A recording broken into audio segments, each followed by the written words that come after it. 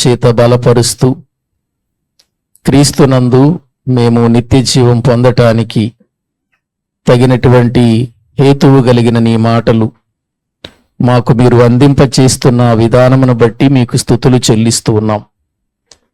తిరిగి ఈ దినమందు మీ వాక్యము దగ్గరకు మేము వస్తూ ఉండగా సమయోచితమైన మీ జ్ఞానమును పరిశుద్ధాత్మ సహాయమును నాకు అనుగ్రహించండి. వినుచున్న వారందరూ కూడా ఆధ్యాత్మికమైన స్థితిలో వృద్ధి చెందినట్లుగా మీ మాటల ద్వారా ప్రతి ఒక్కరిని మీరే దర్శించమని ప్రార్థన చేస్తూ మీ సహాయము కొరకై మేము ఎదురు చూస్తూ మా ప్రభు, మా రక్షకుడు, మీ ప్రియ కుమారుడైన యేసుక్రీస్తు ప్రభు పేరిట ప్రార్థించి స్తుతించి వేడుకుంటున్నాము తండ్రి, ఆమేన్. మంచిది. ప్రభునందు ప్రియమైనటువంటి దేవుని బిడ్డలారా, దైవ గ్రంథంలో నుండి మనం అపోస్తులుల కార్యములు అనే పుస్తకాన్ని గూర్చి దేవుని యొక్క మాటలలో నుండి ఎన్నో విషయాలు నేర్చుకుంటూ వస్తూ ఉన్నాం. ఈరోజు కూడా మరికొన్ని సంగతులు మనము తెలుసుకుందాం. అపోస్తుల కార్యముల గ్రంథంలో 3వ అధ్యాయము నుండి అపోస్తులు ఎటువంటి కార్యాలు చేశారో, అపోస్తులు ఏ విధంగా వారి యొక్క ఆధ్యాత్మికమైనటువంటి విధానములో ఒక మంచి స్థితి కలిగి ఉన్నారో మనము నేర్చుకుంటూ వస్తూ ఉన్నాం. 3వ అధ్యాయములో పుట్టినది మొదలుకొని ఒక కుంటివాడు మోసుకొని రాబడుతూ అతడు దేవాలయము దగ్గర శృంగారం అనే ద్వారము దగ్గర కూర్చొని అతడు భిక్షమడుగుతూ ఉండగా, మరి ఆ స్థలములోనికి ప్రార్థనా కాలములో పేతురు, యోహానులు ఎక్కి వెళుతూ ఉన్నప్పుడు వాడు వారి యొద్ద ఏమైనా దొరుకునని ఎదురు చూచాడు. అప్పుడు పేతురు, యోహానులు, మా యొద్ద వెండి బంగారములు లేవు గాని మాకు కలిగినదే మీకిచ్చుచున్నాను అని యేసు నామమున లేచి నడవమని వారు చెప్పినప్పుడు వాడు లేచి నడుచుచు ఆ చీల మండలము బలము పొందుకొని అతడు గంతులు వేస్తూ వారితో కూడా మందిరానికి వెళ్ళినట్లుగా దైవ గ్రంథంలో మనము చూశాం. ఆ దృశ్యాన్ని చూసిన అనేకులు విస్మయము నొంది పరవశులైరి అనే మాటను కూడా మనము చూశాం. ప్రియులారా, దేవుడు యేసుక్రీస్తు నామానికి, నజరేయుడైన యేసు నామానికి ఎంత శక్తినిచ్చాడో అది నోటితో ఉచ్చరిస్తే వచ్చే శక్తి కాదని, ఆ శక్తి యొక్క విలువను దైవ గ్రంథములు మనము చూడాలని, యేసు నామము యొక్క ఆ విలువైనటువంటి శక్తి ఎంత ఉన్నతమైనదో లేఖనాలలో మనము చూసాం. లేకపోతే ఒక చీల మండలము దగ్గరకు దేవుని మాట వెళ్ళటమేంటి, ఆ వ్యక్తిని బలపరచటమేంటి, లేచి నిలబడటమేంటి, నడుస్తూ దేవాలయములోనికి వెళ్ళటమేంటి, ప్రజలందరూ కూడా ఆ వ్యక్తిని చూసి ఆశ్చర్యపడటమేంటి, ఇవన్నీ కూడా చాలా చాలా బలమైనటువంటి కార్యాలు అని మనము తెలుసుకోవాలి. ఈ రీతిగా అతడు స్వస్థత పొందిన తర్వాత ఇక అతని గూర్చినటువంటి చర్చా సంబంధమైన వచనాలే 11 నుండి చివరి వరకు ఉన్నాయి. అపోస్తుల కార్యముల గ్రంథం 3వ అధ్యాయము 11వ వచనము నుండి చివరి వరకు అతన్ని గూర్చిన చర్చ జరుగుతుంది. ఒకసారి 11వ వచనము నుండి మనం చదువుకుందాము. చూడండి. వాడు అంటే ఆ స్వస్థత నొందినటువంటి, ప్రియులారా, కుంటివాడయుండి బాగుపడిన వాడు పేతురును, యోహానును పట్టుకొని ఉండగా ప్రజలందరూ విస్మయముంది సొలొమోనుదను మంటపములో ఉన్న వారి యొద్దకు గుంపుగా పరుగెత్తి వచ్చిరి. చాలండి. ఇప్పుడు సందర్భం దేవుని ఆలయములో నుండి సొలొమోను మంటపం దగ్గరికి వెళ్ళిపోయింది. యెరూషలేములో దేవాలయము దగ్గర శృంగారం అనే ఒక ద్వారం ఉందని, ఆ శృంగారం అనే ద్వారము దగ్గర ఇతడు భిక్షం అడుగుతూ స్వస్థత నొంది ఆ లోపల యెరూషలేములో ఉన్న దేవాలయములోనికి వెళ్ళాడని, అక్కడ ప్రజలందరూ విస్మయము చెందారని మనము పోయినటువంటి వారములో చెప్పుకున్నాం. ఇక 11వ వచనము నుండి మనము చూస్తే సందర్భం ఆలయము దగ్గర నుంచి ఎక్కడికి వెళ్ళిపోయిందంటే సొలొమోను మంటపము దగ్గరకు వెళ్ళిపోయింది. నేను చెప్పాను, యెరూషలేము అంటే చిన్నది కాదని, యెరూషలేము మందిరం అంటే చిన్న మందిరము కాదని, దాని చుట్టూ గుమ్మాలుంటాయని, ఇవన్నీ కూడా బైబిల్ గ్రంథములో వ్రాయబడినటువంటి విషయాలే.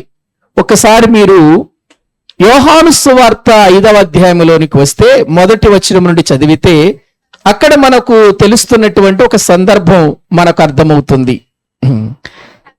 యోహాను సువార్త 5వ అధ్యాయము మొదటి వచనం. అటు తరువాత యూదుల పండుగ ఒకటి వచ్చెను గనుక యేసు యెరూషలేమునకు వెళ్ళెను. యెరూషలేములో మళ్ళీ ఇక్కడ ద్వారం మారుతుంది. మందిరం అదే గాని అక్కడ యెరూషలేములో ఒక మందిరం, కానీ ద్వారం మారుతుంది. చూడండి, యెరూషలేములో గొర్రెల ద్వారము దగ్గర హెబ్రీ భాషలో బెతెస్దా అనబడిన ఒక కోనేరు కలదు. దానికి ఎన్ని మంటపాలు ఉన్నాయి చెప్పండి? 5 మంటపాలు ఉన్నట్లుగా వాక్యంలో మనము చూస్తున్నాం.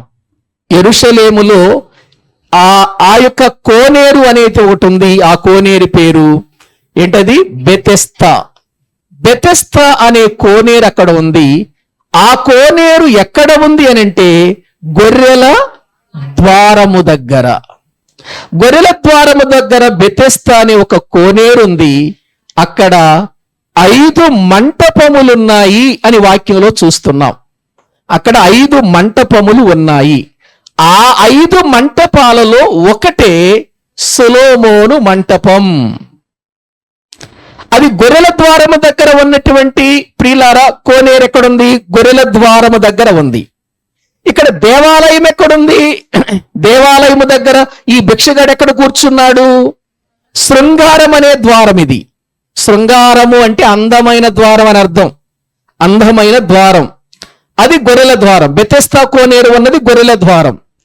ఇది ప్రియులార శృంగారం అనే ద్వారం. ఇక్కడ సందర్భమంతా కూడా దేవాలయములోనికి ప్రియులార వెళ్ళిపోయింది. దేవాలయములో అంతా జరిగిపోయింది, వెళ్ళిపోయారు. ఆ తరువాత జరుగుతున్నది సొలొమోను మంటపము దగ్గర జరుగుతుంది. ఈ సొలొమోను మంటపము దగ్గర జరుగుతున్నది ఏంటంటే అక్కడ ఉన్నటువంటి వారందరూ కూడా వాళ్ళు చాలా ఆశ్చర్యపోతున్నారు. ఏంటంటే వాడు పేతురును యోహానును పట్టుకొని ఉండగా అనే మాట చూడండి. ఇక్కడ ఎంత బాగుందా మాట, ఎంత అద్భుతమైన మాట. అంటే దీన్ని బట్టి మనం చూస్తే వాడు పేతురు యోహాను గారిని అసలు విడిచిపెట్టడం లేదన్నమాట. పేతురు యోహాను గారిని ఏం చేయట్లేదు, అతడు విడిచిపెట్టలే. వాళ్ళిద్దరు పట్టుకునే వెళ్ళిపోతున్నాడు. ఎందుకంటే అతని హృదయంలో ఉన్న ఆనందం, అతని హృదయంలో జరిగిన మార్పు, అతని శరీరములో జరిగిన కార్యాన్ని అతడు మరువలేకపోతున్నాడు. ఊహించని కార్యం కదా అది ప్రియులారా, ఎవరు కూడా ఊహించనటువంటి అద్భుతం కదా అది. ఎప్పటి నుండో పుట్టినది మొదలుకొని 40 సంవత్సరాల వరకు అతడు ఆ మంటపం దగ్గర ఆ యొక్క ద్వారము దగ్గర ఉండి అడుక్కుంటున్నాడు. 40 సంవత్సరాలలో అతని జీవితములో ప్రియులారా ఏదో వస్తున్నది, ఆ వస్తున్నటువంటి అమౌంట్ తీసుకెళ్తున్నాడు, ఏదో తన కాలాన్ని అతడు ప్రియులారా వెళ్ళబుచ్చుతున్నాడు. కానీ ఇప్పుడు తన జీవితములో ఒక అద్భుతమైన మార్పు జరిగింది. అది తల్లి గర్భములో కూడా జరగని ఒక అద్భుతం, బయటకు వచ్చిన తర్వాత ఇంతవరకు జరగని అద్భుతం 40 సంవత్సరాల తర్వాత అతని జీవితములో తన కాళ్ళు చీల మండలము బలము పొందుకొని అతడు ప్రియులార స్వస్థత పొందిన ఆ విధానాన్ని మర్చిపోలేకపోతున్నాడు. ప్రియులార అతడు వెంటనే ఇంటికి వెళ్ళిపోలేదు, ఎక్కడికెక్కడికో వెళ్ళిపోలేదు, గాని దైవజనులను విడువక పట్టుకొని ప్రయాణం చేస్తున్నాడు. ప్రియులారా, ఒక జీవితంలో మార్పు చెంది క్రైస్తవ తర్వాత, ప్రభువుని నమ్మిన తర్వాత ప్రియులారా, దైవజనులను పట్టుకొని నడవటం నేర్చుకుంటే వాళ్ళు గొప్పవాళ్ళు అవుతారు. ప్రియులారా, ఆలోచించండి. కొన్నిసార్లు ప్రార్థన అవసరతల నిమిత్తమై వస్తాం, మనం ప్రార్థన చేసుకుంటాం, దేవుడు కార్యం చేయగానే మరలా తిరిగి ఎటో వెళ్ళిపోతూ ఉంటాం. ఎప్పుడు కూడా మన కోసం కన్నీరు కార్చి, మన కోసం ప్రార్థన చేసి, మనల్ని వాక్య విషయంలో నడిపిస్తున్న దైవజనులను పట్టుకొని ఎప్పుడు కూడా విడిచిపెట్టకుండా నడవాలి. అది ఒక క్రైస్తవ జీవితంలో ఒక అనుభవమై ఉండాలి. ప్రియులారా, గమనించండి, చాలా మంది విడిచి వెళ్ళిపోతూ ఉంటారు. కానీ ఇక్కడ వాక్యంలో మనము చూస్తే ఇతడు పట్టుకొని ఉన్నాడు. ఎవరెవరిని పట్టుకున్నాడు? పేతురును యోహానును పట్టుకొని ఉండగా ప్రజలందరూ విస్మయము నొంది సొలొమోను ధను మంటపములో ఉన్న వారి యొద్దకు గుంపుగా పరిగెత్తి వచ్చిరి. అసలు అతన్ని చూసిన వాళ్ళు ఆశ్చర్యపోతున్నారు. 40 సంవత్సరాల నుంచి వాడిని చూస్తున్నాడు. ప్రియులారా, ఆ వ్యక్తి కుంటివాడిగా కనపడుతున్నాడు. ఇప్పుడు వాడు నడవటం, గంతులు వేయటం, ప్రియులారా, ఆ పేతురు యోహాలను పట్టుకొని అతడు విడిచిపెట్టకుండా ఉండటం అందరినీ విస్మయము చెందిస్తున్నట్లుగా మనము చూస్తున్నాం. అప్పుడు విస్మయము చెందుతున్నటువంటి ఈ ప్రజలతో ప్రియులారా, పేతురు యోహాను గారు మాట్లాడుతూ ఏమని చెబుతున్నారో అక్కడ మనం కింద చూస్తే 12వ వచనంలో, పేతురు దీనిని చూచి ప్రజలతో ఇట్లనెను, ఇశ్రాయేలీయులారా, మీరు వీని విషయమై ఎందుకు ఆశ్చర్యపడుచున్నారు? మా సొంత శక్తి చేతనైనను భక్తి చేతనైనను నడువను వీనికి బలమిచ్చినట్టుగా మీరెందుకు మా తట్టు తేరి చూచుచున్నారు? అందరూ పేతురు యోహానుల వైపు చూస్తున్నారు. అప్పుడు వెంటనే పేతురు గారు ఏమంటున్నాడంటే, ఇశ్రాయేలీయులారా, మీరెందుకు మా తట్టు చూస్తున్నారు? మేమేదో అద్భుతం చేసినట్లుగా, మేమేదో ఆశ్చర్యము జరిగించినట్లుగా, మేమేదో ఈ కుంటివాణ్ణి లేపినట్టుగా మీరెందుకు మా తట్టు చూస్తున్నారు? ఇది మా సొంత శక్తి చేతనైనను భక్తి చేతనైనను వీనికి మేమివ్వలేదు బలం అని అంటున్నారు వాళ్ళు. చూడండి ప్రియులారా, నిజంగా వాళ్ళ జీవితాలను మనం మెచ్చుకోవాలి. వాళ్ళు ఎక్కడైనా సరే ప్రియులారా, వాళ్ళు మాట్లాడుతున్న మాటలను మనం గమనిస్తే వాళ్ళు నిజంగా ఆ కుంటివాణ్ణి బాగు చేశారు, నజరేయుడైన యేసునామమున లేపారు. కానీ ఇప్పుడు వాళ్ళు ప్రజలందరూ విస్మయంగా చూస్తూ ఉంటే ఏమంటున్నారంటే, మా శక్తి చేతనైనను మా భక్తి చేతనైనను వీడికి మేము బలమిచ్చి లేపామని మీరు అనుకుంటున్నారేమో, అలా అనుకోకండి అని అంటున్నారు. ఈ రోజున పరిస్థితులు చూడండి, ఈ రోజున పరిస్థితులు చూడండి. మేము అద్భుతాలు చేశాం, మేము ఆశ్చర్య కార్యాలు చేశాం, మేము వారిని లేపాం, మేము వీరిని లేపాం, జరగపోయినా జరిగినట్టుగా వారి యొక్క పేర్లు ప్రభావాలతో నింపేసుకుంటున్నారు. ఈ రోజున ఉన్నటువంటి ప్రియులార బోధకులు ఎంతో మంది జరగకపోయినా, ప్రియులారా, అక్కడ అద్భుతాలు జరగకపోయినా, ఆశ్చర్య కార్యాలు జరగకపోయినా ప్రజలందరి ఎదుట చెప్పుకుంటున్నారు, మేము చేశామని చెప్పుకుంటున్నారు. కానీ ఇదిగో జ్ఞానులైన వారు, ఆత్మీయతలో వృద్ధి చెందినటువంటి పేతురు యోహానులు ఏమంటున్నారంటే, ఇది మా బలము కాదు, ఇది మా భక్తి కూడా కాదు. ఇదిగో ఈ వ్యక్తి ఎవరిని బట్టి లేచాడో తెలుసా? ఒకనాడు మీరే గదా ఈయన్ని గూర్చి అవమానంగా మాట్లాడారు. ఒకనాడు ఇదిగో ఏ వ్యక్తి అయితే ఈ యొక్క కుంటివాణ్ణి లేపాడో ఆ యేసుక్రీస్తు యొక్క నామమును బట్టి మేము లేపాము కదా, అసలు ఆ వ్యక్తిని గురించి మీకు అర్థం కాలేదు, ఆ యేసుక్రీస్తుని గురించి మీకు అర్థం కాలేదు. మీరందరూ ఆయన్ని నిరాకరించారు, ఆయన్ని కాదన్నారు, ఆయన్ని వద్దన్నారు, ఆయన్ని నెట్టివేశారు. చివరికి పిలాతు కోర్టులో కూడా ఇదిగో నేను పండుగ దినాన్న ఎవరినైనా ఒకరిని విడుదల చెయ్యాలి కదా అని, యేసుని విడుదల చెయ్యాలి అని ఆ రోజున పిలాతు అంటే, మాకు యేసు వద్దు, బరబ్బా కావాలని హంతకును కోరుకున్నారు కదా మీరు అని అంటూ మాట్లాడతాడు. చూడండి కింద బైబిల్ గ్రంథములో, అబ్రహాము, ఇస్సాకు, యాకోబు అను వారి దేవుడు అనగా మన పితరుల దేవుడు తన సేవకుడైన యేసును మహిమపరిచి ఉన్నాడు. ఇది నా వల్ల జరిగింది కాదు. ఎందుకంటే మీ మధ్యలో యేసు ఎంతటి గొప్పవాడో తెలియాలని, మీరు నిరాకరించిన యేసు ఎంతటి వాడో తెలియాలని ఆయనను మహిమపరిచాడు. మీరు ఆయన్ని ఏం చేశారు? అప్పగించితిరి. పిలాతు ఆయనను విడుదల చేయుటకు నిశ్చయించినప్పుడు మీరు అతని ఎదుట ఆయనను ఏం చేశారు? నిరాకరించిరి. మీరు పరిశుద్ధుడును నీతిమంతుడునైన వానిని నిరాకరించి నరహంతకుడైన మనుషుని మీకు అనుగ్రహింపమని అడిగారు. ఆ వాస్తవాలు కాదా ఇవి? ఏమండి, ఇవన్నీ వాస్తవాలేనా? పేతురు గారు చెబుతున్న ఇవన్నీ వాస్తవాలా? వాస్తవాలు. ఎందుకో తెలుసా? ఇవన్నీ జరుగుతుండగా ఇవన్నీ చూసింది ఎవరు? పేతురు యోహానులే కదా చూసింది. ఇవన్నీ అంటే ఆయన అపోస్తులే కదా చూసింది. యేసు ప్రభుని పట్టుకోవటం, యేసు ప్రభుని మీద నిందలు వేయటం, యేసు ప్రభుని అప్పగించటం, యేసు ప్రభుని సిలువ వేయటం, ఆయన్ని చంపటం, మరలా ఆయన మూడవ దినాన తిరిగి లేవటం, ఇవన్నీ చూసింది వీళ్ళే కదండి. చూసిన వాళ్ళు చెబుతున్నారు ఇవి. ఎవరో చెబితే చెప్పటం లేదు, వీళ్ళు చూశారు. ఇదిగో ఆ రోజున మీరు పిలాతు కోర్టులో విడుదల చెయ్యాలి యేసు ప్రభుని అని పిలాతు అంటే మీరేమన్నారు? పిలాతు ఆ యేసుక్రీస్తు మాకొద్దు, మాకెవరు కావాలి? నరహంతకుడు బరబ్బా అనేవాడే కావాలని మీరు కోరుకున్నారు కదా. మీకు అర్థం కాలేదు ఈయన పరిశుద్ధుడని, ఈయన నీతిమంతుడని, ఈయన జీవాధిపతి అని, ఇతడు దేవుని కుమారుడు అని ఈయన శక్తి మీకేం కాలేదు? అర్థం కాలేదు. ఈయన ఎంత గొప్పవాడు అర్థం కాలేదు. అప్పుడు అర్థం కాలేదు.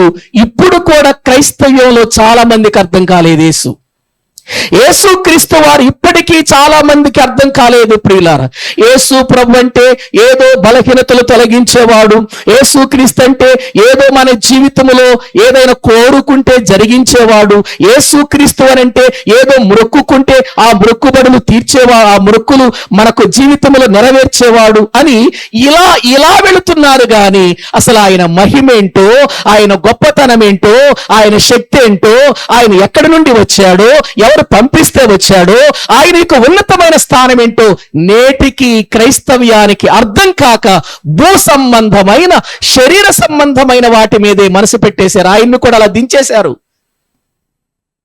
ప్రియులారా, అందుకే అక్కడ అంటాడు, మీరు ఎవరినైతే చంపారో ఆయన ఎవరో కాదు, జీవాధిపతి, పరిశుద్ధుడు, నీతిమంతుడు. చదవండి 14వ వచనం నుండి. మీరు పరిశుద్ధుడును నీతిమంతుడునైన వారిని నిరాకరించి ఆ నరహంతకుడైన మనుషుణ్ణి మీకు అనుగ్రహింపమని అడిగితిరి. మీరు ఎవరిని చంపారు? మేమేదో ఒక మనిషిని చంపామనుకున్నారు. మీరేమనుకున్నారు? ఒక మరియ కుమారుని చంపామనుకున్నారు. ఒక యోసేపు కుమారుని చంపామనుకున్నారు. మీరు చంపింది మోషే ఆ మరియ కుమారుని కాదయ్యా. మీరు చంపింది యోసేపు కుమారుణ్ణి కాదయ్యా. మీరు చంపింది మీ మధ్యలో తిరిగినటువంటి ఒక మనుషుడుగా ఉన్న యేసును కాదయ్యా. అసలు ఆ యేసు ఎవరో తెలుసా? జీవాధిపతి అని చెబుతున్నాడు పేతురు గారు ఇక్కడ. ఎవరు యేసు ప్రభు వారు? జీవాధిపతి అంటే జీవానికి అధిపతి. ప్రాణం పెట్టగలడు, ప్రాణము తీసుకోగలడు. ఎందుకు? ఎవరు చేస్తారు ఆ పని చెప్పండి మీరు? ప్రాణము ఎవరు పెట్టగలరు? ప్రాణము ఎవరు తీసివేయగలరు? మీకు అర్థమవుతుంది చెబుతాను. జీవాన్ని ఎవరు పోయగలరు? జీవాన్ని ఎవరు తీయగలరు? జీవాధిపతే కదా. కాబట్టి ఇప్పుడు యేసుక్రీస్తు వారు ఒక మనుషుడుగా, మరియ కుమారుడుగా వాళ్ళకి అర్థమయ్యింది. కానీ ఆయన శక్తి ఏంటో ఆయనకి ప్రజలకు అర్థము కాలేదు. ప్రియులారా, అర్థం కాలేదు. అందుకే పేతురు గారు చెబుతున్నాడు, మీరు నిరాకరించిన వాడు బరబ్బా లాంటి వాడు కాదయ్యా. మీరు నిరాకరించినటువంటి వాడు ఇదిగో మీలాంటి మనుషులలో ఒకడు అని మీరు అనుకుంటున్నారేమో. కాదాయన దేవుడు పంపించినటువంటి ఒక మహనీయుడు. ఈ విషయం ఇప్పుడే కాదయ్యా, మోషేతోనే చెప్పాడు ఆయన, ప్రవక్తలతో చెప్పాడు. సమూయేలు దగ్గర నుండి ఎంతో మంది ప్రవక్తలు ఈయన గురించి ప్రవచించారు. ఈయన మీరు సామాన్యంగా ఎంచుతున్నారేంటి? చూసారా, ఒక్క చిన్న విషయంలో యేసుక్రీస్తుని ఎంత హెచ్చిస్తున్నారండి వీళ్ళు. ఎందుకు? వాళ్ళు డైవర్ట్ చేసేస్తున్నారు. ఎందుకంటే ప్రజలు వీళ్ళ వైపు చూస్తున్నారు. అమ్మో, వీళ్ళే కదా బాగు చేసింది, వీళ్ళే కదా స్వస్థపరిచింది, వీళ్ళే కదా ఈ కుంటివాడిని లేపింది అని వీళ్ళ వైపు చూస్తున్నారు. ఇప్పుడు వాళ్ళ వైపు ప్రజల మనసును మలిచి యేసుక్రీస్తు వైపుకు తీసుకెళ్తున్నారు వాళ్ళ మనసుల్ని. అది చెయ్యాలి ఈ రోజున క్రైస్తవ జీవితములో. ఏదైనా సంఘములో ఒక అద్భుతం జరిగింది, సంఘములో ఒక ఆశ్చర్య కార్యము జరిగింది, సంఘములో ఏదైనా ప్రియులారా దేవుడు ఒక గొప్ప కార్యం చేశాడంటే, ఇదిగో ఎవరిని మనం హెచ్చించకూడదు, ఎవరిని మనం పొగడకూడదు, ఎవరిని ప్రియులారా మనము గొప్ప చేయకూడదు. ఒక్కడే గొప్ప చేయాలి, అది యేసుక్రీస్తు నామాన్ని మాత్రమే. ఎవరు కూడా కనపరచబడటానికి వీల్లేదు భూమి మీద ఎంతటి ప్రవక్త అయినా, ఎంతటి గొప్పవాడైనా, ఎంతటి మంచి బోధకుడైనా, ఎంత వాక్యం తెలిసిన వాడైనా, మహిమ ఘనత ప్రభావాలు ఒక్క దేవునికి మాత్రమే యేసుక్రీస్తు నామమును చల్లాలి.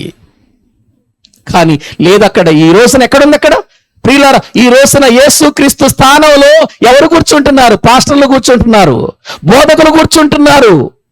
ప్రియులారా, వీళ్ళ పొగడతలు ఎక్కువైపోతున్నాయి. ఏదో 4 దేశాలు తిరిగితే చాలు ప్రపంచ ప్రఖ్యాతగాంచిన బోధకుడు. 4 దేశాలు తిరిగితే, 4 చోట్ల వాక్యం చెబితే 4 దేశాల ప్రపంచ ప్రఖ్యాతిగాంచిన వాడా? అలాగనుకుంటే పౌలు గారిని ఏమనాలి? అలాగనుకుంటే పేతురు గారిని ఏమనాలి? అలాగనుకుంటే ప్రియులారా పరిశుద్ధ అపోస్తులను ఏమనాలి చెప్పండి? ఏమండి, వాళ్ళు చేసినటువంటి పరిచర్యలో మన పరిచర్య ఎంత? వాళ్ళు చేసినటువంటి కార్యాలలో మనం చేసిన కార్యాలన్నీ ఇక వాళ్ళని ఏమనాలి చెప్పండి? వాళ్ళనేమనాలి? వీళ్ళే ప్రపంచ ప్రఖ్యాతి. ప్రియులారా, ఏదో ఒక దేశానికి వెళ్ళి ఒక సిటీలో వాక్యం చెప్పినంత మాత్రాన ప్రియులారా ఆ దేశానికి వెళ్ళి వచ్చి ప్రియుల ఇక్కడ ప్రపంచ ప్రఖ్యాతిగాంచిన బోధకులు అని అనుకుంటున్నారు. అంటే ఇప్పుడు ఘనత ఎవరికి రావాలని వాళ్ళ ఉద్దేశం? ఎవరికి రావాలి? వాళ్ళకి రావాలి. ప్రియులారా, ప్రపంచ ప్రఖ్యాతిగాంచిన బోధకుడు అని ఎప్పుడనాలో తెలుసా? ప్రియమైన దేవుని బిడ్డలారా, ప్రపంచంలో ప్రతి ఊరు తెలిసి ఉండాలి, ప్రపంచంలో ప్రతి వ్యక్తి తెలిసి ఉండాలి, ప్రపంచంలో ప్రతి ఒక్క ప్రాంతానికి ఆ వ్యక్తి పరిచయం అయి ఉండాలి, ప్రపంచంలో ఉన్న 200 దేశాలకు అతడు ప్రియులారా ఇదిగో ఒక సామాన్యమైనటువంటి వ్యక్తిగా వెళ్ళి బోధ చేసిన వాడై ఉండాలి. అప్పుడు ఆ వ్యక్తి ప్రపంచ ప్రఖ్యాతిగాంచిన వాడవుతాడు. ప్రియులారా, ఆలోచించండి. యేసు ప్రభువే పెట్టుకోలేదు ఆ పేరు, అపోస్తులే పెట్టుకోలేదు ఆ పేరు. 4-5 దేశాలు వెళ్ళి ఎక్కడో సిటీలో ఒక మంచి స్థలములో వాక్యాన్ని బోధించి ఒక్కరు కూడా రక్షించబడకపోయినా ప్రియులారా వచ్చి ఏమని చెబుతున్నారు? ప్రపంచ ఆ మాట వినగానే ఈ ప్రజలేంటి? ప్రపంచ ప్రఖ్యాతిగాంచిన బోధకుడట, వెళదాము రండి అని వెళ్ళిపోయి గ్రౌండ్లు నింపేస్తున్నారు. ప్రియులారా, ఎవరికి మహిమ వస్తుంది చెప్పండి? ఇక్కడ ఎవరికి వస్తుంది మహిమ? దేవునికి రావలసిన ఘనత, క్రీస్తుకు రావలసినటువంటి ఘనత మనుషులకు రావటం లేదా? ప్రియులారా, ఆలోచించండి. ఘనత, మహిమ, ప్రభావాలు ఎప్పుడు కూడా క్రీస్తుకు మాత్రమే చెందాలి, పరలోకమందున్న మన తండ్రికి మాత్రమే చెందాలి. ఆయన్ని హెచ్చించి చూపించాలండి భూమి మీద. ఆయన కంటే గొప్పవారు ఎవరున్నారండి? క్రీస్తు కంటే గొప్పవారు ఎవరున్నారు చెప్పండి? క్రీస్తు తర్వాత అపోస్తుల కంటే గొప్ప సేవ చేసిన వాళ్ళు ఎవరున్నారు చెప్పండి? ప్రపంచ చరిత్రలో 4 ఊళ్ళు ప్రియులర్ తిరిగితే సరిపోయిందా? 4 రాష్ట్రాలు తిరిగితే సరిపోయిందా? 4 దేశాలు తిరిగితే సరిపోయిందా ప్రపంచ ప్రఖ్యాతిగాంచిన బోధకుడు అనటానికి? ప్రియులారా, ఆలోచిస్తున్నారా? వాక్యము నేటికి అర్థం కాలేదు. వాక్యములో యేసుక్రీస్తు ఏమిటో నేటి వారికి కూడా అర్థం కాలేదు. అందుకే దేవుణ్ణి హెచ్చించవలసిన వారు తమ్మును తామేం చేసుకుంటున్నారు? హెచ్చించుకుంటున్నారు. దేవునికి రావలసిన మహిమను దొంగిలించేస్తున్నారు. ప్రియులారా, విచారకరమైన బాధాకరమైన విషయం ఇది. కానీ పేతురు, యోహాన్లు చూడండి, ఒక కుంటివాడు పుట్టినది మొదలుకొని కుంటివాడిగా 40 సంవత్సరాలు భిక్షమడుకుంటున్న వాడిని ఒక్క మాటతో లేపారు. లేపగానే ప్రియులారా యెరూషలేములో మందిరములో ఉన్న వాళ్ళు వీళ్ళ వైపే చూస్తున్నారు. సొలొమోను మంటపంలోకి వెళితే ప్రజలందరూ వీళ్ళ వైపే చూస్తున్నారు. అర్థమైపోయింది పేతురు గారికి. జనాలంతా మనం స్వస్థపరిచాం అనుకుంటున్నారు, మనం బాగు చేసాం అనుకుంటున్నారు. ఇదిగో ఈ విషయంలో మనం తప్పు చేసిన వాళ్ళం అవుతాం. ఇప్పుడే ప్రజల మనసులు యేసు వైపు తిప్పాలి అనుకున్నారు వాళ్ళు. ఈ టైములోనే క్రీస్తు వైపుకు తిప్పాలి వీళ్ళ మనసులు. మన మీద వీళ్ళ మనసులు ఉన్నాయంటే మనము చాలా నష్టపోతామని తెలుసుకున్న వారు చెబుతున్నారు, ఇది మా బలము చేత జరగలేదు, ఇది మా శక్తి చేత జరగలేదు, మా భక్తి చేత జరగలేదు ఈ కార్యం. ఇదిగో ఎలా జరిగింది అనంటే, పరలోకమందున్న దేవుడు ఈ భూమి మీదకు తన సేవకుడైన యేసుక్రీస్తును పంపించాడే, ఆ యేసుక్రీస్తును మహిమపరచటానికి దేవుడు చేసిన కార్యం అన్నారు. ఇది ఏంటండి? ఒక్కసారి ఆలోచించారా? మనం ఏం చేయగలుగుతాం ఈ భూమి మీద? చేస్తే 1 గంట ప్రార్థన చేయగలుగుతామేమో, కానీ ఒక పడిపోయిన వ్యక్తిని లేవనెత్తుతాం మనము. ఆ శక్తి మనకుందా? అది చెయ్యాలంటే ఎవరు చెయ్యాలి చెప్పండి? దేవుడే చెయ్యాలి. మనం ప్రార్థన చేస్తాం, కార్యం ఎవరు చేస్తారు? దేవుడు చేస్తాడు. కార్యం చేసిన వాళ్ళకి ఘనత రావాలా, లేకపోతే ప్రార్థన చేసిన వాళ్ళకి ఘనత రావాలండి? ఆలోచించండి. మనం ఎవరినైనా ప్రియులారా, ఒక వ్యక్తి పేషెంట్గా ఉన్నప్పుడు, బలహీనంగా ఉన్నప్పుడు ఆ వ్యక్తిని తీసుకెళ్లి హాస్పిటల్కి పరిచయం చేస్తాం. ఇదిగో ఈ హాస్పిటల్లో బాగా చూస్తారని పరిచయం చేస్తాం. పరిచయం చేసిన తర్వాత ఒక్క ఇంజెక్షన్తో, ఒక్క ట్యాబ్లెట్తో ప్రియులారా అతనుకున్న రోగాన్ని డాక్టర్ పోగొట్టాడు అనుకోండి. ఎవరిని ప్రియులారా హెచ్చిస్తాడు? నన్ను వీళ్ళు తీసుకెళ్లారు, వీళ్ళే గొప్పోళ్ళు, వీళ్ళు అంటారా? డాక్టర్ గారు చేసిన పనిని ప్రియులారా పొగుడుతారా? డాక్టర్ గారు చాలా మంచి సీనియర్ డాక్టర్, మంచి అనుభవం కలిగిన డాక్టర్. ఇదిగో ఎన్నో మందులు వాడాను, తగ్గలేదు, కానీ ఆయన ఒక్క టాబ్లెట్ ఇచ్చాడండి. ఆ టాబ్లెట్తో ఏమైపోయింది? నా యొక్క రోగం తగ్గిపోయిందండి నేను చెప్పుకున్నాను. డాక్టర్ని అంటాం ప్రియులారా. కాబట్టి ఎప్పుడు కూడా మనుషులను పొగడొద్దు, గౌరవించండి, ప్రేమించండి, సహోదరులుగా భావించండి, సహాయం చెయ్యండి. కానీ ఘనత, మహిమ, ప్రభావాలు మాత్రం వాళ్ళకి చెందకూడదు. అవి ఎవరికి చెందాలంటే మన ప్రభువైన క్రీస్తుకు మాత్రమే చెందాలి. ఆలోచించండి. చెబుతున్నాడు పేతురు గారు. చూడండి, ఈ మాటలు చెబుతుంటే, ఈ పేతురు గారు ఈ మాటలు చెబుతున్నట్టుగా చదువుతుంటే అసలు మన మనసే అటు వెళ్ళట్లా? మన మనసే క్రీస్తు వైపుకి వెళ్ళట్లేదండి చెబుతున్నప్పుడు? ఒకసారి ఆలోచించండి ప్రియులారా. అప్పుడు వాళ్ళు ఏమంటున్నారు? జీవాధిపతిని మీరు చంపితిరి గాని దేవుడు ఆయనను మృతులలో నుండి లేపెను, అందుకు మేము సాక్షులం అని అంటున్నారు. అది సాక్ష్యం అంటే. సాక్షులంటే ఎవరు? చూసిన దానిని చూసినట్టు చెప్పే వాళ్ళని సాక్షులు అంటారు. అంతేనా? ఎవరినైనా, ఒక వ్యక్తిని ఎవరైనా చంపారనుకోండి ప్రియులారా, కేసు అయ్యింది, పోలీసు వాళ్ళు వస్తారు, అంతా చూస్తారు. ఆ టైంలో ఇక్కడ ఎవరున్నారు, ఎవరు చూశారు అని పరిశీలన చేస్తారు. చేసి ఒకవేళ అక్కడ ఎవరైనా చూసిన వాళ్ళు ఉంటే వాళ్ళని సాక్షులుగా తీసుకెళ్తారు. బాబు, చూసింది చూసినట్టు చెప్పు, ఏం జరిగిందో చెప్పు అని అక్కడ నిలబెడతారు. అప్పుడు వాడు చూసింది చూసినట్టు చెబితే వాడేమవుతాడు? సాక్షి అవుతాడు. చూడకపోయినా చూసినట్టు చెబితే అబద్ధ సాక్షి అవుతాడు. అంతేగా? ఇందులో ఏమైనా తేడా ఉందా? మరి ఈ రోజున మనం ఏం చెబుతున్నాం? సాక్ష్యం చెబుతాను అని ఇక్కడ నిలబడతాం. నిన్ను గురించి నువ్వు చెప్పుకుంటావు, అది సాక్ష్యం ఎట్ట అయింది? ఇక్కడికి వచ్చి నేను సాక్ష్యం చెబుతాను అంటున్నావు, సాక్ష్యం చెబుతానని ఇక్కడ నిలబడుతున్నావు. నిలబడిన నీవు చెబుతావు. ఎవరి గురించి చెబుతావు? ఎవరి గురించి చెబుతావు? ప్రియులారా, నిన్ను గూర్చి నువ్వు చెప్పుకుంటావు అక్కడ, అది సాక్ష్యం కాదు. నిన్ను గూర్చి, నీ ఎడల జరిగినటువంటి కార్యాలను గూర్చి మరొకరు చెబితే అది సాక్ష్యం. దీన్ని ఏమంటారంటే మేలును గూర్చి చెప్పటం అని అంటారు. దేవుడు చేసిన మేళ్లను గూర్చి చెప్పటం. దేవుడు ఆశ్చర్య కార్యాలు చేసినప్పుడు, దేవుడు మన ఎడల గొప్ప కార్యాలు చేసినప్పుడు చెప్పటం. అది నిజమైన సాక్ష్యం అంటే ఏంటో తెలుసా ప్రియులారా? ఇదిగో దేవుని వాక్యములో మనము చూసినట్లుగా ఒక వ్యక్తి ఎడల జరిగినటువంటి కార్యాన్ని చూసినటువంటి వ్యక్తి చూచినట్టుగా చెప్పటాన్నే సాక్ష్యం అని అంటారు. అదే ఇక్కడ జరుగుతుంది. అందుకు మేము సాక్షులము. ఏమడుగుతారో అడగండి ఆయన గురించి. ఆయన ఏం తప్పు చేశాడో అడగండి, చెబుతాం. ఆయన ఏ విధంగా ఆయన మరణించాడు అడగండి, చెబుతాం. ఆయన మీద ప్రజలు ఏ నిందలు మోపారో అడగండి, చెబుతాం.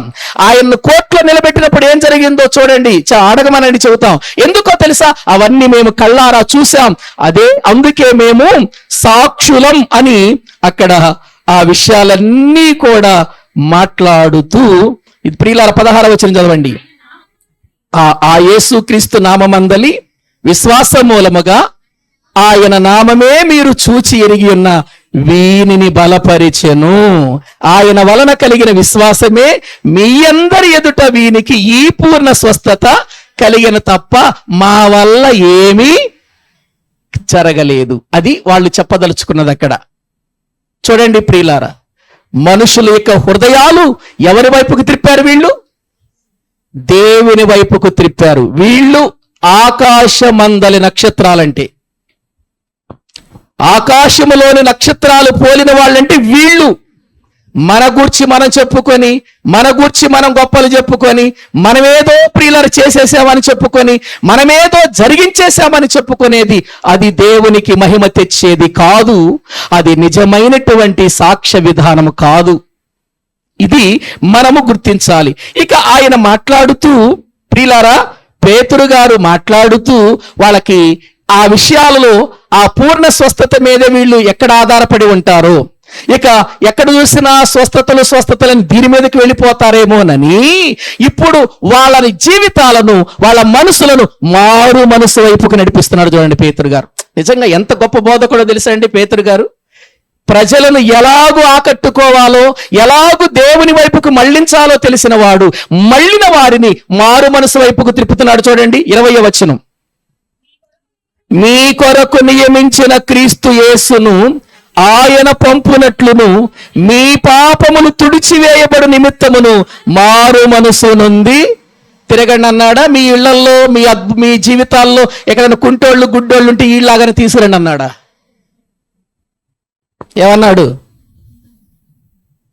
ఏమన్నాడండి అక్కడ? ఏమన్నాడు? మనం చదువుకున్నాం కదా. ఏమన్నాడు అక్కడ? మీ కొరకు నియమించిన క్రీస్తు యేసును ఆయన పంపునట్లును మీ పాపములు తుడిచివేయబడి నిమిత్తము మారు మనసు తిరగండి. ఎక్కడికి నడిపించేస్తున్నాడు ప్రజల్ని? మారు మనసు. అసలు యేసుక్రీస్తు రావటమే కారణం ఏంటి చెప్పండి? ప్రజలందరూ మారు మనస్సు పొందాలి, పాప క్షమాపణ పొందాలి, పాపములను తుడిచివేసుకోవాలి.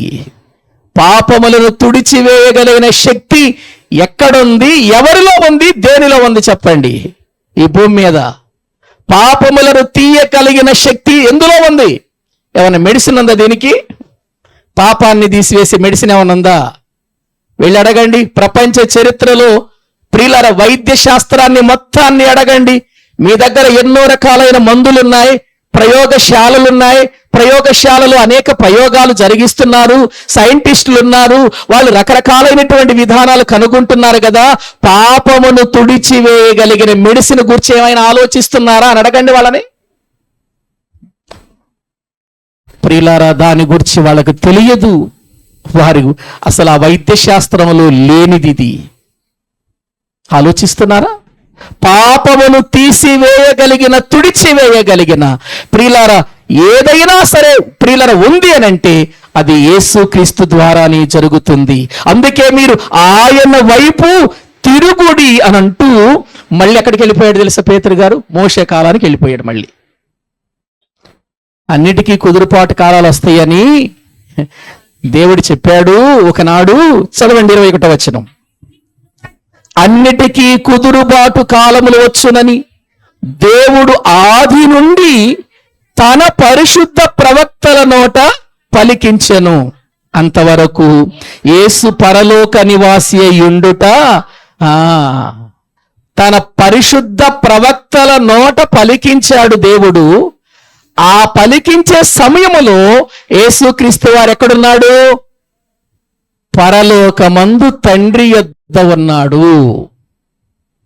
అదే కదా యోహాను సువార్త 1వ అధ్యాయం 1వ వచనం చెబుతుంది. ఆదియందు వాక్యముండెను, వాక్యము దేవుని యొద్ద ఉండెను, ఆ వాక్యమే దేవుడై ఉండెను. ఆ వాక్యము దేవుని యొద్ద ఉంది. ఆ క్రీస్తు శరీరము దాల్చక మునుపు ఎక్కడున్నాడు? తండ్రి యొద్ద ఉన్నాడు, దేవుని యొద్ద ఉన్నాడు ఆయన. తండ్రి యొద్ద ఉన్నాడు. అందుకే పరలోక నివాసి అయి ఉన్నాడు అప్పటి వరకు. ఎప్పుడు ప్రవక్తలు ప్రవచించాలి, ఆ ప్రవచనాల యొక్క కాలం రావాలి. కాలం వచ్చినప్పుడు యేసుక్రీస్తు భూమి మీదకి రావాలి. కాలము సంపూర్ణమైనప్పుడు యేసుక్రీస్తును తన తండ్రి పంపించాడు. గలతీయులకు రాసిన పత్రిక చూడండి, వాక్య భాగములో మనము చూడగలిగితే, ప్రియులారా, ఎన్ని గొప్ప సంగతులు దేవుడు తన గ్రంథంలో రాయించాడు. 4వ అధ్యాయము 4వ వచనం చదువుకుందాం. కాలము పరిపూర్ణమైనప్పుడు దేవుడు తన కుమారుని, ఏం పరిపూర్ణమైనప్పుడు? కాలం ప్రవక్తల నోట నుండి వచ్చిన మాటలు, ఆ మాటల వలన ప్రియులారా, ఇదిగో ఎప్పుడు ఆయన పుడతాడో చెప్పిన కాలం, ఆ కాలము పరిపూర్ణమైనప్పుడు యేసుక్రీస్తు వారు వచ్చాడు. అంటే యేసుక్రీస్తు భూమి మీదకి రావటానికి ఒక కాలము దేవుడు ఏర్పాటు చేశాడు. పరలోకంలో ఒక కాలం ఏర్పాటు చేశాడు. ప్రియులారా, ఆ కాలము వచ్చేంత వరకు యేసుక్రీస్తు వారు ఎక్కడున్నాడు? పరలోక నివాసి ఉన్నాడు. అద్భుతమైన సంగతి మెసేజ్ ఇస్తున్నాడు ఇక్కడ పేతురు గారు. చదవండి కింద. మోషే ఇట్లనెను, ప్రభువైన దేవుడు నా వంటి ఒక ప్రవక్తను మీ సహోదరులలో నుండి మీ కొరకు పుట్టించును. ఆయన మీతో ఏమి చెప్పినను అన్ని విషయములలో మీరు ఆయన మాట వినవలెను. ఈ మాట, ఈ ప్రవచనం ఎవరితో చెప్పాడు? మోషే నొప్రిలారా, అక్కడ జరుగుతున్న విషయం చూడండి. మోషే పలుకుతున్నాడు, నా వంటి ప్రవక్త మీలో ఒక ఆయన వస్తాడు. ఈరోజు మీరు నా మాట వింటలేదు కదా, నా మాటలు మీరు పట్టించుకోవట్లేదు కదా, కానీ ఆయన మాట మాత్రం తప్పకుండా వినాలి. వినని వాడు నాశనం అయిపోతాడు అన్నాడు. ఎక్కడుంది ఆ మాట? ద్వితీయోపదేశ కాండం 18వ అధ్యాయం 16వ వచనం. ఆ ప్రవచనం ఎక్కడుందో చూడండి. మోషే పలికిన మాట. ద్వితీయోపదేశ కాండం 18వ అధ్యాయము 16వ వచనాన్ని చదువుకుందాం.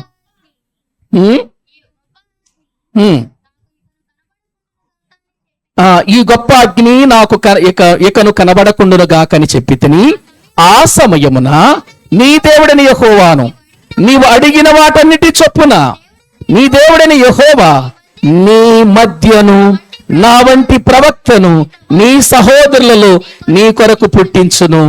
ఆయన మాట. ఏమండి, ఈ ద్వితీయోపదేశ కాండం 18వ అధ్యాయము 16వ వచనంలో ఉన్న సంఘటన, ఆ ప్రవచనం, ఆ విధానం ఎక్కడ చెబుతున్నాడు పేతురు గారు? అపోస్తుల కార్యములలో చెబుతున్నట్లుగా వాక్యంలో మనము చూస్తున్నాం. చూసారా అండి? యేసుక్రీస్తు అంటే ఏదో వచ్చాడు, ఇక్కడ ఉన్నాడు, వెళ్ళిపోయాడు అనుకోకండి. ఆయన ఎందుకు వచ్చాడు, దేనికోసం వచ్చాడు, ఆయన రావటానికి కాలము ఎంతగా వేచి ఉందో, ఆయన రావటానికి మనుషుల జీవితాలలో ఎటువంటి కార్యాలు జరగాలో దేవుడు ఎప్పుడు మోషే ద్వితీయోపదేశ కాండం ఇప్పుడు క్రీస్తుకు పూర్వం 1400 సంవత్సరాల క్రితం వ్రాయబడిన మాటలవి. ఇదేమో క్రీస్తు శకం 30 తర్వాత వ్రాయబడిన మాటలివి. ఎంత కాలం గడిచిపోయింది. ఆ ప్రవక్తల నోట పలికిన మాటలు చెబుతున్నాడు. ఎందుకు? ఆయన మాట్లాడుతున్న ఇశ్రాయేలీలతో ఇదిగో ఆ విషయమే చెప్పాడు. ఒకవేళ మీరు అనుకుంటున్నారేమో మోషే మాత్రమే అనుకుంటున్నారా? మోషేతో కాదు, అబ్రహాముతో కూడా చెప్పాడు ఆయన. ఎవరు వస్తారని? యేసుక్రీస్తు లోకానికి వస్తాడు, మానవుల పాపాలను తుడిచివేస్తాడన్న సంగతి మీకే కాదు, ఎవరికి చెప్పాడు? అబ్రహాముతో చెప్పాడు అంటాడు. కింద చూడండి ఆ మాటలు. నీ సంతానమందు భూలోక వంశములన్నీ ఆశ్రయించబడునని చెప్పి మీ పితరులతో చేసిన నిబంధనకు మీరు వారసులై ఉన్నారు. ఏమండి, యేసుక్రీస్తు ప్రభు వారిని గురించి ఎవరికి చెప్పాడట దేవుడు? అబ్రహాంకి ఏమని చెప్పాడు? ఏమని చెప్పాడు అక్కడ? నీ సంతానమందు భూలోక వంశములన్నీ ఆశీర్వదించబడతాయి అని చెప్పాడు. ఏమండి, సంతానము అనగానే మనమేమనుకున్నాం? ఇస్సాకు అనుకున్నాం కదా. చూడండి ఒక్కసారి బైబిల్ గ్రంథంలో ఆది కాండం ప్రియులారా 12వ అధ్యాయం. ఆది కాండము 12వ అధ్యాయము 1వ వచనము 2వ వచనము నుండి చదవండి. నిన్ను గొప్ప జనముగా చేసి నిన్ను ఆశీర్వదించి నీ నామమును గొప్ప చేయుదును. నిన్ను ఆశ్రదించు వారిని ఆశ్రదించదను, నిన్ను దూషించు వారిని భూమి యొక్క సమస్త వంశములు నీయందు ఆశ్రదించబడునని. భూమి మీద సమస్త వంశములు ఎవరి ద్వారా ఆస్వాదించబడతాయి? అబ్రహాం నీ ద్వారా వచ్చిన వారితో ఆస్వాదించబడతాయి. మనం ఏమనుకున్నామంటే ఈ మాటలు చెప్పగానే ఇస్సాకు వరకు ఆగిపోయాం. మనం ఇస్సాకు వరకు ఆగిపోయాం. తర్వాత సంగతి మనకు అర్థం కాల. ఎందుకు అర్థం కాలేదంటే మనకు కావలసింది ఆ టైంలో అబ్రహాం కావలసింది ఇస్సాకే కాబట్టి ఇస్సాకు దగ్గరకు ఆగిపోయాం. కానీ దేవుడు చెప్పింది ఇస్సాకు కొరకు కాదక్కడ. ఇస్సాకు పుట్టాలి, ఇస్సాకు కడుపున ప్రియులారా యాకోబు రావాలి, యాకోబు కడుపున ఇశ్రాయేలీలు రావాలి, ఆ ఇశ్రాయేలీల నుండి యేసుక్రీస్తు రావాలి, ఆ యేసుక్రీస్తు ద్వారా సమస్త వంశములు ఏం చేయబడాలి? ఆశీర్వదించబడాలి. మళ్ళీ ఆశీర్వాదం అనగానే ఇక్కడ మీరు వేరే అనుకునేరు. ఆశీర్వాదం అనగానే మనకు జ్ఞాపకం వచ్చేది ఏంటి చెప్పండి? చెప్పండి మీరు. దేవుడిని ఆశీర్వదించునుగాక అనగానే జ్ఞాపకం వచ్చేది ఏంటి మనకి? డబ్బు, ఆస్తులు, అంతస్తులు, ఇవే కదా ఆశీర్వాదం అనగానే. ఇవేగా మన జ్ఞాపకం వచ్చేది. సమస్త వంశములు ఆశీర్వదించబడునుగాక నీ గర్భమందు పుట్టిన ప్రియుల పిల్లలలో నుండి అన్నాడు కదా. ఇప్పుడు గలతీయులకు రాసిన పత్రిక రండి. గలతీయులకు రాసినటువంటి పత్రికలో చాలా స్పష్టంగా పౌలు గారు చెప్పాడు. అసలు ఆ మాట ఎవరి గురించి చెప్పాడు? వాక్యములో నుండి చూద్దాం. గలతీయులకు రాసిన పత్రిక 3వ అధ్యాయము 16వ వచనం. అబ్రహామునకును అతని సంతానమునకును వాగ్దానములు చేయబడెను, ఆయన అనేకులను గూర్చి అన్నట్టు నీ సంతానములనుకును అని చెప్పక ఒకని గూర్చే అన్నట్టే నీ సంతానమునకును అనెను, ఆ సంతానము క్రీస్తు. అంటే అబ్రహాముతో చెప్పినటువంటి సంతానం ఎవరి గురించి? అర్థమైందా? ఏమండి ఒకసారి ఆలోచించారా? అంటే దేవుని ప్రణాళిక ఎంత గొప్పదో మీరు ఒకసారి ఆలోచించాలి. ఇలా చెప్పుకుంటూ వెళ్ళిపోతే ఇదే ప్రసంగం అయిపోద్ది మనకి. ప్రియుల అపోస్తుల కార్యములలో మోషే పలికిన మాటలు చెబుతున్నాడు, అబ్రహాము పలికిన మాటలు, దేవుడు అబ్రహాముతో చెప్పిన నిబంధనను కూడా జ్ఞాపకం చేసుకుంటున్నాడు. ఏంటి ఆ నిబంధన అంటే సమస్త భూలోకములో సమస్త వంశాలన్నీ నీ వలన ఆశీర్వదించబడతాయి. ఎట్లా? ఇప్పుడు ఆఖరి వచనం చదవండి. ఇక దేవుడు తన సేవకుని పుట్టించి మీలో ప్రతి వారిని వాని దుష్టత్వము నుండి మళ్ళించుట వలన మిమ్మును ఆస్వాదించుటకు ఆయనను మొదట మీ యొద్దకు పంపెనని చెప్పెను. క్రిస్మస్ వర్తమానం అయిపోయింది ఈరోజు కదా. ప్రియులారా ఆలోచించండి, ఎంత అద్భుతమైన మాట చెప్పాడు. దేవుడు తన సేవకుని పుట్టించి, ఇక్కడ సేవకుడు అనగానే ఎవరు? తన సేవకుడు అనగానే మళ్ళీ వేరే దగ్గరికి వెళ్ళిపోవద్దు. యేసుక్రీస్తు గురించి చెప్పబడుతున్న మాట. ఆయన భూమి మీదకి వచ్చి సేవ చేస్తాడు కాబట్టి ఆయన పేరు సేవకుడు. దేవుడు తన సేవకును పుట్టించి మీలో ప్రతి వానిని వాని దుష్టత్వము నుండి మళ్ళించుట వలన మిమ్మును ఆశీర్వదిస్తాడు. అంటే దుష్టత్వము నుంచి విడిపించబడటమే ఆశీర్వాదం. డబ్బు కాదు, ఆస్తులు కాదు ఆశీర్వాదం. అవి భూమి మీద బ్రతకటానికి దేవుడిచ్చినవి. దేవుడు భూమి మీద బ్రతకటానికి ఎవరి కష్టాన్ని బట్టి, వాళ్ళు సంపాదించుకునే విధానాన్ని బట్టి, ఎవరు ముందుకు వెళ్ళే దాన్ని బట్టి దేవుడిచ్చినవి అవి. అది కాదు అసలు ఆశీర్వాదం. ఒక వ్యక్తి తన దుష్టత్వము నుండి మళ్ళించబడాలి, పాపము నుండి విడిపించబడాలి, పాప స్థితి నుండి పరిశుద్ధతలోనికి రావాలి, పాపములు క్షమించబడే స్థితికి రావాలి.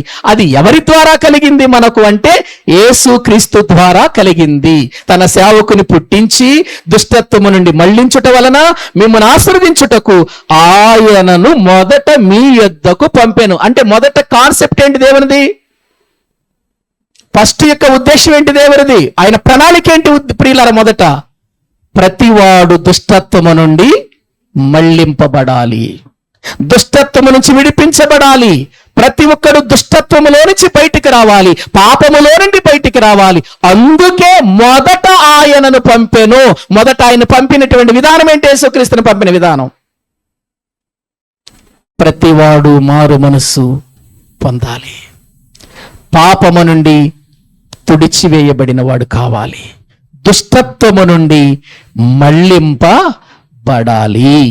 ఇదే ప్రియులారా ఈ ఆశీర్వాదం చేత పట్టుకుని యేసు ప్రభు వారు ఎక్కడికి వచ్చాడు? ఈ భూమి మీదకి వచ్చాడు. ఇప్పుడు భూమి మీద ఉన్నటువంటి వంశములన్నీ ఏమవుతున్నాయి చెప్పండి? ఆశీర్వదించబడుతున్నాయి. అంటే అర్థం ఏంటి? రక్షణలోనికి వస్తున్నారు అని అర్థం. ప్రియులారా గమనించాలి, ఆలోచించాలి ఈ విషయాలన్నీ కూడా. ఎందుకంటే దేవుని వాక్య భాగములో దేవుడు ప్రవక్తల నోట పలికించిన మాటలను ఆయన ఏ విధంగా ప్రియులారా జరిగిస్తున్నాడో ఆలోచించండి. ఈ రోజు కూడా బోధకులైన వారు, వాక్యము ఎరిగిన వారు, వాక్యపు లోతు తెలిసినటువంటి వారు ప్రియులారా ఇదిగో ఈ వాక్యం అనే ఆశీర్వాదం తీసుకుని వెళుతున్నారు లోకానికి. తెలుసా? వాక్యము బోధించటం సభలు అనగానే అద్భుతాలు కాదు, స్వస్థతలు కాదు, ఆశ్చర్య కార్యాలు కాదు. ఒక వ్యక్తి పాపము నుండి మళ్లించబడే సువార్త, దీనినే సువార్త ఆశీర్వాదం అన్నాడు పౌలు గారు. రోమీయులకు రాసిన పత్రిక 15వ అధ్యాయం 29వ వచనం చదవండి.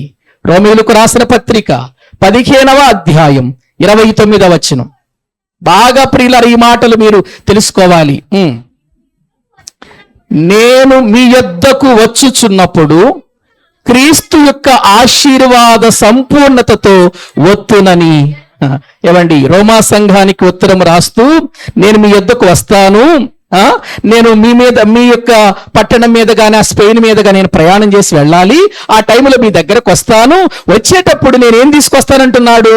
క్రీస్తు యొక్క ఆశీర్వాద సంపూర్ణముతో వత్తును అని మీరు నాకు తెలుసు, ఇది మీరు తెలుసుకోండి అని వాళ్ళకి ఉత్తరం రాస్తున్నాడు. ఏ ఆశీర్వాదంతో? క్రీస్తు యొక్క ఆశీర్వాదం అంటే ఏంటి? కింద పుట్టినట్లో చూడండి, చక్కగా ఉందా బైబిల్లో? అద్భుతంగా ఉందా? ఏమండి, ఎంత గొప్ప మాటలు పెట్టుకొని ఎక్కడ పెట్టుకుంటున్నారండి ఈ మాటలన్నీ? ఆశీర్వాదం అంటే సువార్త, సువార్తను బోధించటమే లోకానికి ఏంటి చెప్పండి? ఆశీర్వాదం.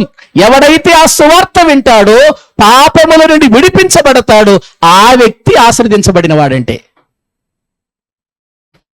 అంతేగాని బాగా డబ్బుంటే ఆశీర్వదించబడ్డారు, లేకపోతే ఆస్తులుంటే ఆశీర్వదించబడ్డాడు అని అంటే మన దేశంలో అంబానీ బహుగా దీవించబడ్డాడు, ఆశీర్వదించబడ్డాడు. మరి ఎవరు దీవించారు ఆయన్ని?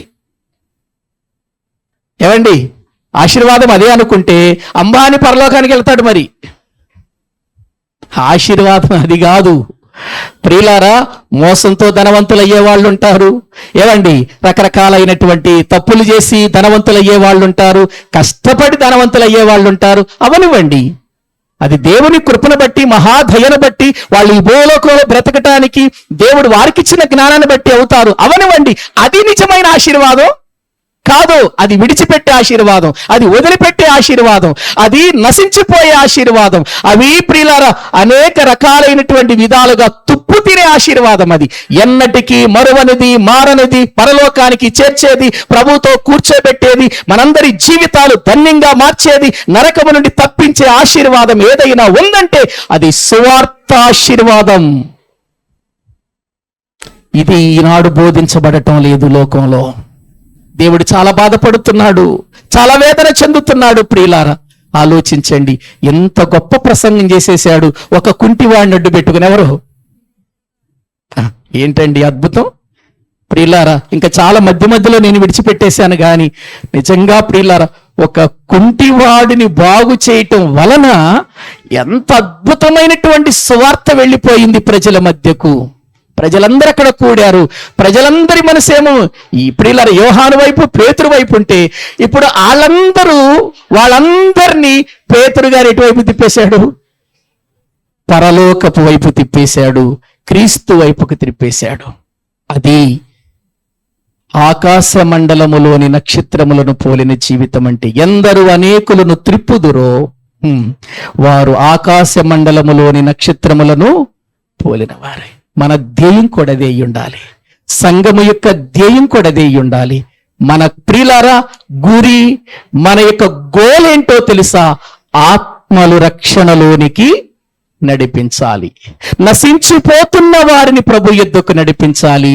పాపములో ఉన్న వారిని ప్రియులారా పరిశుద్ధతలోనికి నడిపించి క్రీస్తు మార్గాన్ని వారికి తెలియచేయాలి. ఇది 3వ అధ్యాయములో ఉన్న సంభవం. మళ్ళీ 4వ అధ్యాయము కూడా ఈ యొక్క బాగుపడిన కుంటివాడితోనే ప్రారంభమవుతుంది. వచ్చే వారము నుండి మనం తెలుసుకుందాం.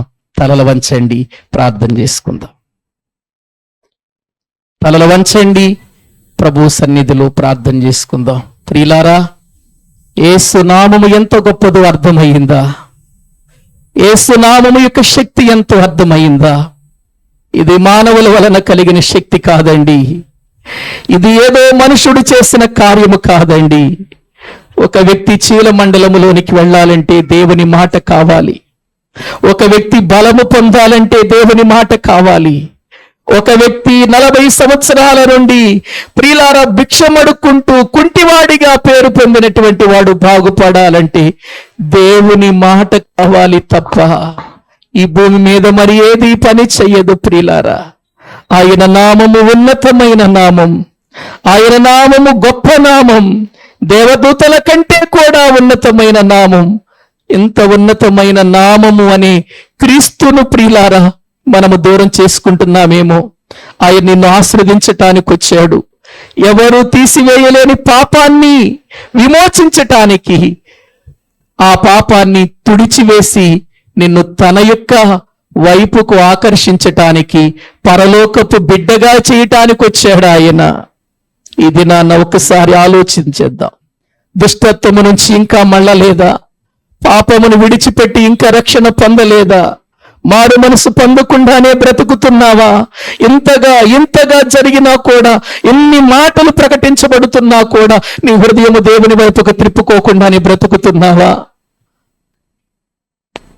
దేవుని యొక్క మార్గం అర్థమైందా? యేసు నామము ఎంత శక్తివంతమైనదో అర్థమైందా? ఇది నాన్న ఒక్కసారి ఆలోచించుకొని ప్రభువులో ఒక మంచి తీర్మానం చేసుకొని ముందుకు వెళదాం. ప్రార్థన చేసుకుందాం. అందరూ కూడా తలలు వంచినట్లయితే ప్రార్థన చేసుకుందాం. ఇదిగో ఈ రోజున మనము తీసుకుంటున్నటువంటి శరీరం, మన మధ్యకు వస్తున్నటువంటి రక్తం, మనమేదో ప్రియులారా అది రొట్టె అని, అది ద్రాక్షారసం అని తీసుకుంటున్నామేమో గాని దాని వెనుక ఎంత ఆశీర్వాదం ఉందో ఎప్పుడైనా ఆలోచించావా? ఆయన చేసిన త్యాగము వలన వచ్చిన దీవెనేంటో మనకు అర్థమయ్యిందా? ఒక్కసారి పరిశీలన చేసుకుందాం, ప్రార్థన చేసుకుందాం. పరిశుద్ధుడైన తండ్రి, ప్రేమ కలిగిన మా ప్రభువా, మీకు వందనాలు చెల్లిస్తూ ఉన్నాం. నీ మహాప్రేమను బట్టి, నీ ఉన్నతమైన కృపను బట్టి నాయన ఎన్నో విలువైన సంగతులు అపోస్తులుల కార్యముల గ్రంథంలో నీ యొక్క దాసులు జరిగించిన కార్యాలను, వాళ్ళు చేసినటువంటి నాయనా ఇదిగో ప్రభు బోధలను, వారు చేసిన కార్యాలను మా ముందుంచి ఏ విధము చేతనైనా ఒక వ్యక్తి మనసు క్రీస్తు మీదకు మళ్లించాలి అనేటువంటి తపనతో వారు ఎలా ప్రయాసపడ్డారో మాకు నేర్పిస్తున్నారు తండ్రి. ఆ అపోస్తుల బోధలోనే, ఆ అపోస్తులు వెళ్ళిన మార్గములోనే మేము కూడా వెళ్ళటానికి సహాయము చేయండి. మా మధ్య ప్రభు యొక్క శరీరము, ప్రభు రక్తము ఉండగా మేము నిన్ను స్తుతిస్తున్నాము తండ్రి. మమ్మల్ని రక్షించినందుకు, మా పాపముల నుండి మమ్మల్ని విడిపించినందుకు, క్రీస్తు రక్తములో మమ్మల్ని కడిగినందుకు మీకు వందనాలు చెల్లిస్తూ, ఏ రక్తము, ఏ శరీరం అయితే మేము తిని త్రాగుచున్నామో అదే రక్తమును గూర్చి, అదే శరీర త్యాగాన్ని గూర్చి లోకానికి చెప్పగలిగిన వారిగా మమ్మల్ని చెయ్యమని ప్రభు శరీరమును బట్టి, రక్తమును బట్టి మిమ్మల్ని స్తుతిస్తూ ఘనపరుస్తూ ఈ స్తుతి ఆరాధన మా ప్రభు అయిన క్రీస్తు పేరట మాకు మేముగా మీకు సమర్పించుకుంటున్నాము తండ్రి. ఆమేన్. మన తండ్రి అయిన దేవుని ప్రేమ, ఆయన కుమారుడైన యేసుక్రీస్తు వారి యొక్క కృప, పరిశుద్ధాత్మ నిత్య సహాయము సన్నిధి కూడిన మనకును సకల పరిశుద్ధులకును సదాకాలము తోడయుండి నడిపించునుగాక. ఆమేన్. అందరికీ వందనాలండి.